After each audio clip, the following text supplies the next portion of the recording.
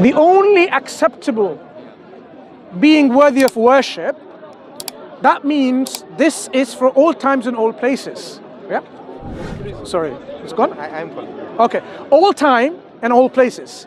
So if this creator creates human beings at any moment of time, he's not going to contradict himself and say, I am a elephant and worship me as an elephant, or I am a father and a mother, or I am a father and a son and a Holy Spirit, or I am only one and only. These contradictory belief is not expected from a perfect being who does not give these contradictory messages to people. Yeah, you expect consistent, coherent message from someone who is perfect. He's not someone who's, what's it called, maleficent or something like this. You don't expect that, a perfect being. So, from the very beginning of the history of human beings, there was always communication at all times, different places, and they all received the same message about that there is only one creator worthy of worship, and you worship that. That, in Arabic language, is called Islam, the Arabic term, which is a state of submission to this creator, to this being, to this God. Whoever does that is a Muslim. So in this understanding, all religion from the creator was the same religion. Okay? Religion of submission and surrender to this one God. But what happened as time went by, people diverted away from it, corrupted its message for the whims and desires, and called it different isms and belief systems or whatever. So they went away from the true teaching, and now they have been diverted to alternate paths, ways and ideologies. So Islam, if you ask like, why wasn't there always Islam? There was always Islam. Because that was the only... The Quran is the final revelation that was given about 1440 something years ago. The first revelation? Yeah. First revelation is, if you will think about revelation, the personal revelation was the first man God created. He spoke to him, so gave him instructions. No, I'm talking about history of human beings. Yeah. When it comes to human beings in humanity, the first human beings received revelation from God. Okay, we call him Adam. Adam received revelation from God, Adam, lived his life accordingly, and he taught his children accordingly. And then later in times, they became what we call prophets and messengers. Some of them had a law, meaning do's and don'ts. If you do, you will destabilize. If you don't do it, the society will be destabilized and there will be problems in society. So there was a structure to it. So these prophets either followed the law-giving prophets, which are messengers at that one point, or messengers came with law and says, okay, fine, don't do these things. This is not good for the society and good for your well-being or your well-being in the hereafter, because you're not created just to have some fun here in this life, but there is another life afterwards, okay, which is the eternal life. So don't waste your life, the ultimate abode, which is the hereafter, eternal life, by wasting and not fulfilling your duty in this life, which is momentary. People want for pleasure, but no pleasure is everlasting in this life. You go for drugs or whatever some people do, and it gives them momentary pleasure, and then it wears off. You have companionship, and then it ends. For example, we're talking about physical intimacy between, couple, for example. So these, pleasurable experiences shouldn't be the only drive to live our life and forget the hereafter. This is what the Quran reminds us. Don't forget the hereafter, the ultimate abode. Yes, you can enjoy this life, but within a boundary, okay? But the real enjoyment that is waiting for you is the hereafter, where whatever you want, imagine whatever you wish, that pleases you, gives you comfort, give you contentment, give you pleasure, happiness will be provided for you. So people here... In Islam, don't you believe that there's, 72... Yeah, so in Islam, we believe God will provide and cater for people's sexual needs and sexual pleasure. If you find pleasure through sex in this life, and you feel that, yes, I would like that, this is not going to be taken away from you. That kind of pleasure will be given to, in fact, in a way or an intensity and in the broader aspect of the things which you will really appreciate and enjoy as a pleasure in forms of reward. Does God then say that that's wrong? What? As in, if I experience pleasure from sex or drugs, God says it's wrong? What we're saying is God creates us and gives us a code to live by and says, if you fulfill the purpose of your life within this boundary, within this code, then you are recipient of. And if you don't? If you don't, then there will be, no, if you don't, then you face the consequences. Because the consequence. Why would an all-perfect being want to? What is the question, sorry? Why would an omniscient, omnibenevolent, all good, perfect being? There's something else you're missing. Carry on. Why would an omniscient, omnibenevolent, all good, and omnipotent and you're missing a crucial. Perfect and there's something missing. You see, the problem of this discussion in philosophy, they miss a crucial element. God is wise, all wise. Yeah, omniscient, all knowing. No, Similar. there's a difference between wisdom and knowledge. Clear difference between wisdom and knowledge.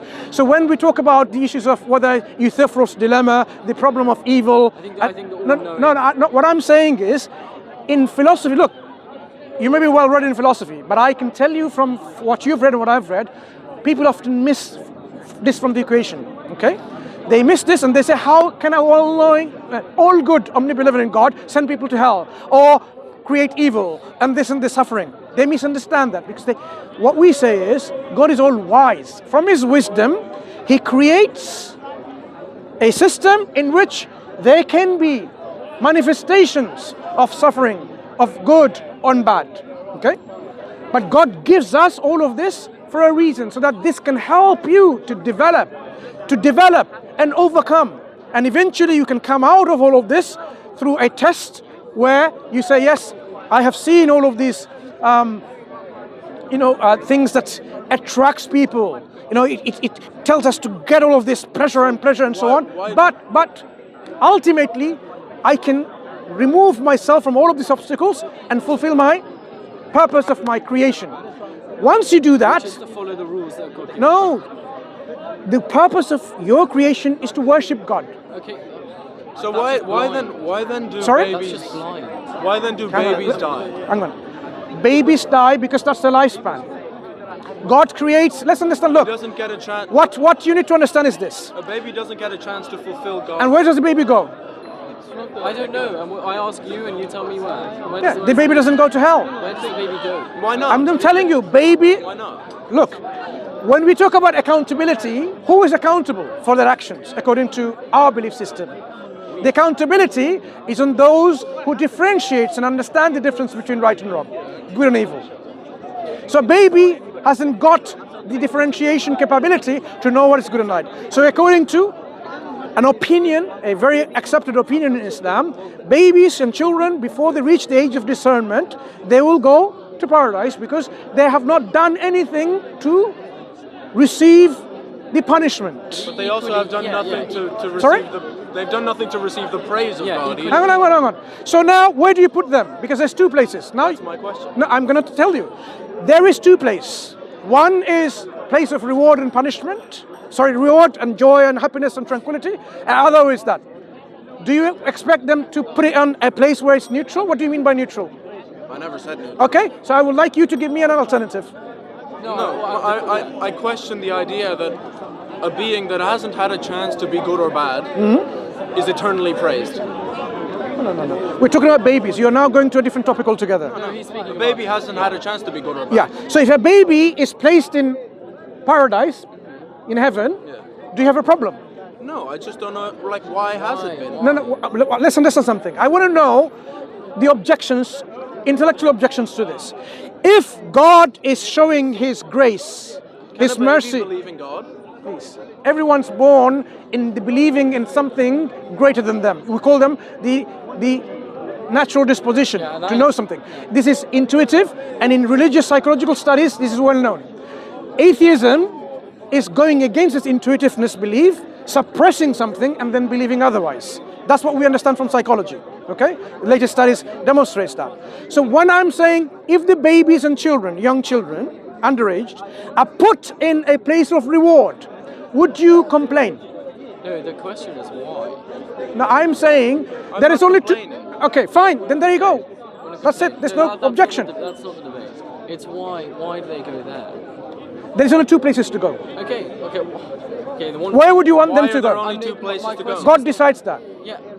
I think it's blind to say that. Hang on. If God decides to create you as an elephant and create me as a cabbage, do I complain? As a cabbage, you wouldn't have the capacity. Okay, give another example then. You know, something else that like another animal. Lizard. Yeah? There's nothing for to complain because it wasn't my life to begin with. What someone's given me life is already some gift Do you think of some lizards kind. believe in God? No, you're going to something different. I am saying, if God made you a man and God made you a woman instead, you know, are you going to start complaining why I made you a man and why you made you a woman and so on? Some people do. Yeah. But is it justifiable? Is it justifiable? No. Exactly not. God is the one who is the creator and maker. The prerogative of how a creator creates, how a painter paints. You can't say, I want you to paint like this, you are a painter. You're telling the painter what to paint? No. The painter has the autonomy.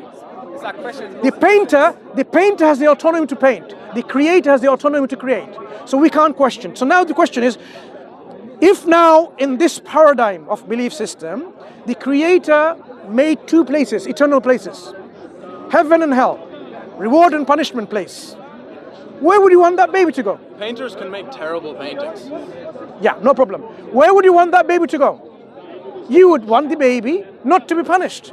You would say, I don't mind if the baby has not having done anything, going to a place of reward.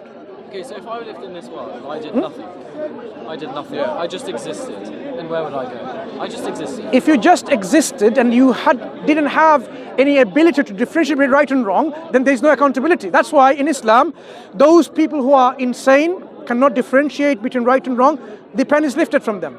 They are not accountable because they can't differentiate what is right, what is wrong. Okay? So likewise, if you just existed without knowing good and bad, evil, and so on and so forth, differentiating between right and wrong, you are not accountable, you're not punishable. You can't be punished because that's the justice of God. So when we talk about the wisdom, God creates within this wisdom and gave us the opposite to understand. For example, pain and pleasure. If we didn't understand what is pain, you'd have not a full appreciation what is pleasure. If you didn't know between darkness and light, that's why God creates opposites for us to understand, and somehow... Okay, but there may be so much more of one opposite. There may be so much more evil. Look, God says He is not creating evil. Often, evil... ظهر الفساد في البر والبحر. The corruption has appeared in the land and the sea because of what man, his hands has done. You say God is omnipotent? Oh, please. I'm explaining to you a very important principle. I cannot blame God for having skin cancer because I created a hole in the ozone layer. Human beings did it. God said, do not transgress the balance that He set up in this world. Don't transgress the balance. Don't pollute the sea. Don't pollute the air. Don't pollute the land. And what we do? We do the opposite. So once we do the opposite, we are the ones creating suffering and evil. God... But we still go, but where do we go after? We go to heaven and we go to hell? No, look. Heaven and hell, within this reality of us, we need to abstain from doing things which are... that's going to incur punishment. That's just a completely wrong belief. Sorry? That's just wrong. Because What's wrong? Because then I don't understand your point. Because then you're saying is what we have to do is we have to abstain. After what? We have to I don't know, abide to our God-given nature in order to go to hell. Go to heaven. Sorry, is that right? Let me clarify again. God has given us, this is the equation. If you do this and if you avoid this, you become the recipients of God's mercy and His grace, and you go to heaven, and He promises you that. If somebody doesn't do that, is that person justifiable to go to those places? When the message is clear, the warning is clear, the consequence that awaits as a reward or punishment is clear. Is that justifiable? But He's all good. He's all wise. You keep him calm. The same... One second. No. Can I finish? this is the problem of studying philosophy. I'm not talking about studying philosophy. Prior to studying I philosophy, am saying God is all good means what? I'm asking you. No, I'm questioning that. What does it mean? It's in the entirely writing. good. He is No, what does it entirely mean? He's entirely good. He does nothing good. bad. Wrong. A human can be good. God is perfect being in which he demonstrates his wisdom. And part of his wisdom is when he gives people free will, and within this free will, people can disobey him. Disobeying is bad. Because if God says, do not kill, and you kill, that's a disobeying. Wait. That's bad.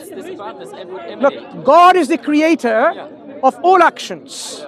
He doesn't want people to create. He's the creator of all actions. I'm explaining. Perhaps you'll understand. God is the creator of actions. He has given certain amount of free will to people. He said, do not rape, do not kill, do not steal. Let's take these three examples. Those people who do, they're accountable for punishment. But he's still the origin of all the actions. Yeah, we still have free will. You said that. Just because God gives you free will doesn't mean he's the one causing the rape, the stealing. God gives you free will. With your free will, you can do good or you can do bad. Correct? Yeah. So that God-given free will includes good and bad. Trace it back. You have God has good and God has bad. No. So then you have this picture. It doesn't follow. I'll tell you why it's illogical. God can either create you to do all good. He could do that. But he hasn't. No. Let's understand. He could do that. Would you have a choice in that? Would you have free? Does that mean you have a free choice? Why is having choice important? It doesn't. Because according to God, he can create creation as he wills. Remember, the painter has autonomy. God created agents who cannot disobey him. Do you know who they are? The angels. But God created another creation, human beings, who can disobey him. Why? God creates a human beings, free agents, human beings, who can disobey and appreciate that there is, by their own volition, by their own acceptance, that yes, there is a creator over me.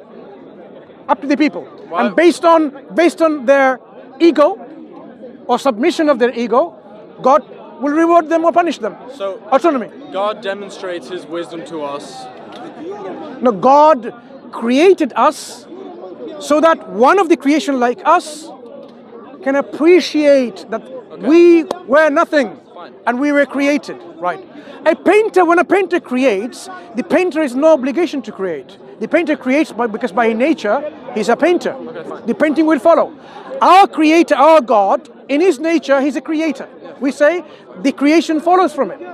But the question now is, do you expect God only to create people like robots, or do you appreciate that God has given us a certain amount of free will and appreciate ourselves whether we want to accept him or not? This is another degree and level of the highness of a creation. That's why God says he ennobled Bani Adam. He's ennobled this creation from other creation. So God creates people and gives us the choice to accept his wisdom. To accept him or not? We don't. Okay. Why does a perfect being need to create people? He doesn't need to create anything. Why autonomy. Why? Autonomous. As I told you, God creates as he wills. So look, the question is, we're going back to the same question. Yeah, no. Why does the painter paint? The painter painted a building, and you're saying, why did you paint a building? Why didn't you paint a jacket? You are taking the autonomy from the painter. Now, do you have any right or any justification to question that? The painter is trying to create something beautiful. No, one second.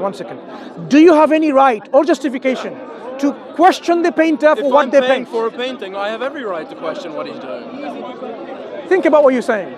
You are questioning the painter's autonomy. I think you should think about what you're saying. If I'm commissioning hang on. I want to know your objection. Yeah, I'm telling you. I think that, first of all, I think it's completely wrong.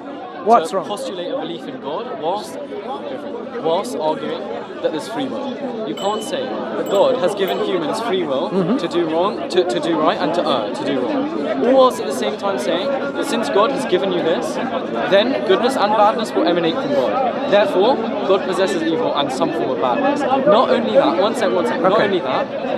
Not only that, but if you don't accept God's belief, then what? You don't accept his belief, and then what happens to you? You exist without God, you go by your daily life without doing anything, and then what happens? Okay. The choice is there, you don't make the choice, and so what happens? Right. So the one who gave you life and the means to sustain life, instead of being grateful, you're saying, no. It's like, you are employed by a company, and the company that you go to, you don't go to at 9 o'clock or 10 o'clock when it's your shift. You don't do its work. And then you say, why should I? I just want to do whatever I want to.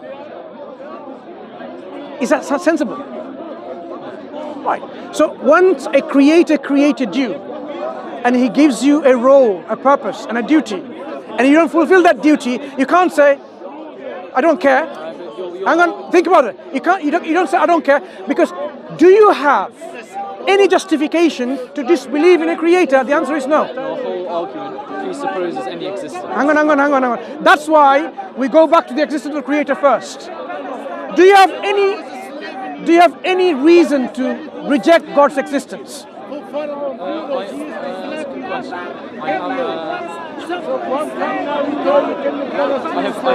have reason to not believe it, but it doesn't mean that I will reject it. No, I want to know, do you have any grounds? For the same reasons I don't have grounds to believe in God. What was the grounds? I do have grounds to believe in God, but I don't have grounds to believe that God exists. There is a originator of this world, or there isn't one? Do you have another option? I do believe in God. I think that God's the only Look, you are now questioning the existence of God from the very beginning. I'm saying, intellectually, intellectually, can you have a belief when there is no God and reject the existence of a God? believe in God. No, in the reality of accepting there is a creator or not. I'm saying no, it's not an intellectual position. Intellectually, there is only two positions. There's a creator that exists or doesn't exist. All the evidence, all the reasons points all. Or nothing. Or nothing. God exists, God doesn't, or nothing. What do you mean nothing? Reductionist. No, what does it mean nothing? Explain. I'm saying or No, I want to know what does it mean the third option. Chance, chaos, nothing. Sorry? One second. This cosmos is either originated by a creator, one option, or self-existing, or nothingness originated in. Any other options? No, that's it. Fine. Or I agree with those two. Good. When we examine these three options, can something originate itself when it wasn't existent in the first place at one point? No. So that leaves to now two options. There is another option, but never mind. Now actually we talked about this option. Nothingness originated it. Can nothingness, which is the absence of everything, not Professor Lawrence Krauss's nothing, that's level 5. We're talking about level 9 nothing. Okay. Right? Absence of quantum fields, absence of abstract objects, absence of potentiality, absence of everything basically. If that is a thing, even though it's nothing, can it do anything? The answer is no.